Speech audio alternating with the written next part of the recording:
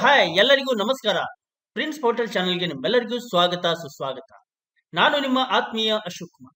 ವೀಕ್ಷಕರೇ, ಇವತ್ತಿನ ವಿಡಿಯೋ ನಮ್ಮ ಕೇಂದ್ರ ಸರ್ಕಾರಿ ನೌಕರರಿಗೆ ಬಹಳಷ್ಟು ಸಂತಸದ ಸುದ್ದಿಯನ್ನು ಈ ವಿಡಿಯೋ ಮುಖಾಂತರ ನಾನು ನೀಡ್ತಾ ಇದ್ದೇನೆ ನಿಮ್ಮ ಪ್ರಿನ್ಸ್ ಪೋರ್ಟಲ್ ಚಾನೆಲ್ ವತಿಯಿಂದ.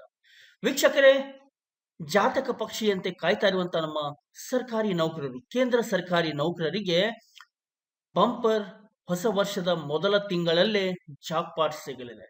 8th ಪೇ ಕಮಿಷನ್ ಸರ್ಕಾರಿ ನೌಕರರಿಗೆ ಬಂಪರ್ ಜಾಕ್ಪಾಟ್ ಇದೇ ಹೊಸ ವರ್ಷದಲ್ಲಿ ನಮ್ಮ ನೌಕರರ ಖಾತೆಗೆ ಬಂದು ಸೇರಲಿದೆ. ವೀಕ್ಷಕರೇ, ಕೇಂದ್ರ ಸರ್ಕಾರಿ ನೌಕರರಿಗೆ ಹೊಸ ವರ್ಷದ ಮೊದಲ ತಿಂಗಳೇ ಬಂಪರ್ ನ್ಯೂಸ್ ಸಿಕ್ಕಿದೆ.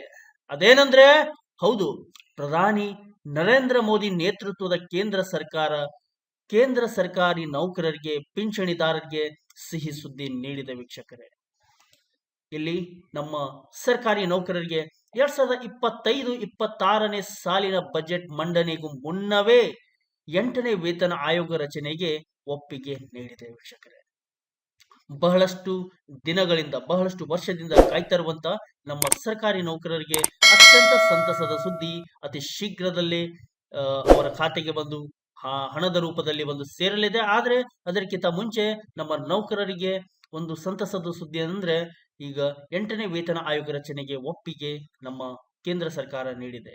ಈ ಮೂಲಕ ಕೇಂದ್ರ ಸರ್ಕಾರಿ ನೌಕರರ ಬಹುದಿನದ ಬೇಡಿಕೆಗೆ ಸರ್ಕಾರ ಹಸಿರು ನಿಶಾನೆ ತೋರಿಸಿದೆ. ವೀಕ್ಷಕರೇ, ಕೇಂದ್ರ ಸರ್ಕಾರದ ನೌಕರರ ವೇತನ ಪರಿಷ್ಕರಣೆಗಾಗಿ ಕೇಂದ್ರ ಸಚಿವ ಸಂಪುಟವು 8ನೇ ವೇತನ ಆಯೋಗವನ್ನು ಅನುಮೋದಿಸಿದೆ ಎಂದು ಕೇಂದ್ರ ಸಚಿವ ಅಶ್ವಿನಿ ವೈಷ್ಣವ್ ಘೋಷಿಸಿದ್ದಾರೆ. ವೀಕ್ಷಕರೇ, ಇದು ಸರ್ಕಾರಿ ನೌಕರರಿಗೆ ಸಿಕ್ಕ ದೊಡ್ಡ ಗುಡ್ ನ್ಯೂಸ್ ಅಂದ್ರೆ ತಪ್ಪಾಗಲ್ಲ. ವೀಕ್ಷಕರೇ, ಕೇಂದ್ರ ಸರ್ಕಾರಿ ನೌಕರರ ವೇತನ, ಭತ್ಯೆ, ಪಿಂಚಣಿಗಳ ಪರಿಷ್ಕರಣೆಗೆ 8ನೇ ವೇತನ ಆಯೋಗ ರಚನೆಯಾಗಲಿದೆ.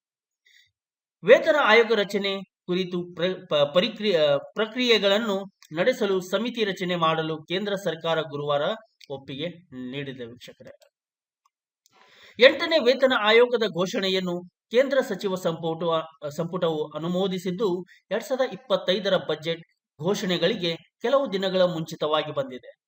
ಕೇಂದ್ರ ಸರ್ಕಾರಿ ನೌಕರರಿಗೆ 8ನೇ ವೇತನ ಆಯೋಗಕ್ಕೆ ಸಂಪುಟ ಅನುಮೋದನೆ ನೀಡಿದೆ ಎಂದು ಅಶ್ವಿನಿ ವೈಷ್ಣವ್ ಖಚಿತಪಡಿಸಿದ್ದಾರೆ. ವೀಕ್ಷಕರೇ, ಈಗಾಗಲೇ ನಮ್ಮ ಕರ್ನಾಟಕದಲ್ಲಿ ನಮ್ಮ ಕರ್ನಾಟಕದ ಸರ್ಕಾರಿ ನೌಕರರಿಗೆ 7ನೇ ವೇತನ ಆಯೋಗದ ಒಂದು ಸವಲತ್ತು ಸಿಕ್ಕಿದ ಬೆನ್ನಲ್ಲೇ ನಮ್ಮ ಕೇಂದ್ರ ಸರ್ಕಾರಿ ನೌಕರರಿಗೆ 8ನೇ ವೇತನ ಆಯೋಗದ ಒಂದು ಬಂಪರ್ ಬಜೆಟ್ 8ನೇ ವೇತನ ಆಯೋಗದ ಮಾಹಿತಿ ಈಗ ನಮ್ಮ ಸರ್ಕಾರಿ ನೌಕರರಿಗೆ ಲಭ್ಯವಿರಲಿದೆ. ವೀಕ್ಷಕರೇ, ಪ್ರತಿ 10 ವರ್ಷಗಳಿಗೊಮ್ಮೆ ಸರ್ಕಾರ ವೇತನ ಆಯೋಗ ರಚನೆ ಮಾಡಬೇಕು.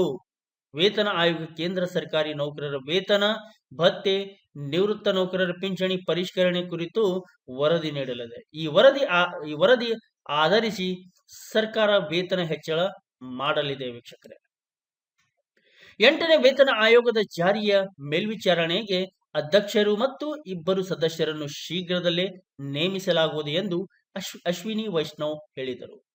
ಪ್ರಧಾನಿ ನರೇಂದ್ರ ಮೋದಿ ಅವರ ಅಧ್ಯಕ್ಷತೆಯಲ್ಲಿ ನಡೆದ ಸಂಪುಟ ಸಭೆಯಲ್ಲಿ 8ನೇ ವೇತನ ಆಯೋಗವನ್ನು ಸ್ಥಾಪಿಸುವ ನಿರ್ಧಾರವನ್ನು ತೆಗೆದುಕೊಳ್ಳಲಾಗಿದೆ ಎಂದು ಐ&ಬಿ ಸಚಿವ ಅಶ್ವಿನಿ ವೈಷ್ಣವ್ ಪ್ರಕಟಣೆಯಲ್ಲಿ ತಿಳಿಸಿದ್ದಾರೆ.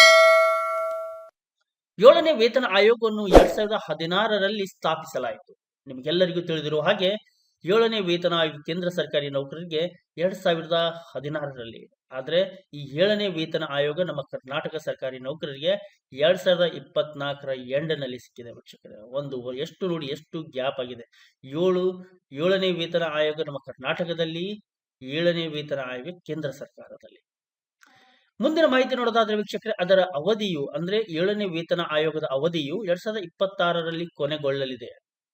7ನೇ ವೇತನ ಆಯೋಗದ ಅವಧಿ ಮುಗಿಯುವ ಮುನ್ನ ಕೇಂದ್ರ ಸರ್ಕಾರಿ ನೌಕರರ ವೇತನವನ್ನು ಪರಿಷ್ಕರಿಸಲು 8ನೇ ವೇತನ ಆಯೋಗವನ್ನು ಸ್ಥಾಪಿಸುವ ನಿರ್ಧಾರವನ್ನು ತೆಗೆದುಕೊಳ್ಳಲಾಗಿದೆ. ಈ ನಿರ್ಧಾರಕ್ಕಾಗಿ ಲಕ್ಷಾಂತರ ಕೇಂದ್ರ ಸರ್ಕಾರಿ ನೌಕರರು ಮತ್ತು ಪಿಂಚಣಿದಾರರು ಕಾತರದಿಂದ ಕಾಯುತ್ತಿದ್ದರು. ಇದೀಗ ಪ್ರಧಾನಿ ನರೇಂದ್ರ ಮೋದಿ ನೇತೃತ್ವದ ಕೇಂದ್ರ ಸರ್ಕಾರ ಈ ಸಂಬಂಧ ನಿರ್ಧಾರ ಕೈಗೊಂಡಿದೆ. 1-2 ವರ್ಷ ಹಿಂದೆಯೇ ಸರ್ಕಾರ ವೇತನ ಆಯೋಗ ರಚನೆ ಮಾಡಬೇಕಿತ್ತು ಎಂಬ ವಾದವಿದೆ. ಆದರೆ ಸರ್ಕಾರವು ವೇತನ ಆಯೋಗದ ಅವಧಿಗೆ ಮಿತಿಗೆ ಒಳಪಡುವ ಅಗತ್ಯ ಇಲ್ಲ ಎಂದು ಹೇಳುತ್ತಲೇ ಬಂದಿತ್ತು.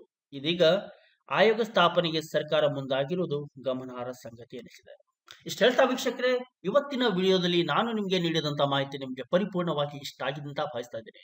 ಇಷ್ಟ ಆದ್ರೆ ಟಕ್ ಅಂತ ಒಂದು ಲೈಕ್ ಕೊಡೋದನ್ನು ಮಾತ್ರ ಮರಿಬೇಡಿ ಮತ್ತು ನಿಮ್ಮ ಬಳಗದಲ್ಲಿ ಶೇರ್ ಮಾಡಿ ವೀಕ್ಷಕರೇ. ನಿಮ್ಮ ಸ್ನೇಹಿತರಲ್ಲಿ, ನಿಮ್ಮ ಬಳಗದ ಗ್ರೂಪ್ನಲ್ಲಿ ಈ ಮಾಹಿತಿಯನ್ನು ಶೇರ್ ಮಾಡಿ. ನನ್ನ ಈ ಪುಟ್ಟ ಪ್ರಯತ್ನಕ್ಕೆ ನಿಮ್ಮ ಬೆಂಬಲ ಸದಾ ಹೀಗೆ ನೀಡ್ತಾ ಇರಿ ಅಂತ ಕೇಳ್ತಾ ಇದ್ದೀನಿ ವೀಕ್ಷಕರೇ. ಹೀಗೆ ವಿಡಿಯೋ ನೋಡ್ತಾ ಇರಿ. ಪ್ರತಿಯೊಬ್ಬರಿಗೂ ಶೇರ್ ಮಾಡ್ತಾ ಇರಿ.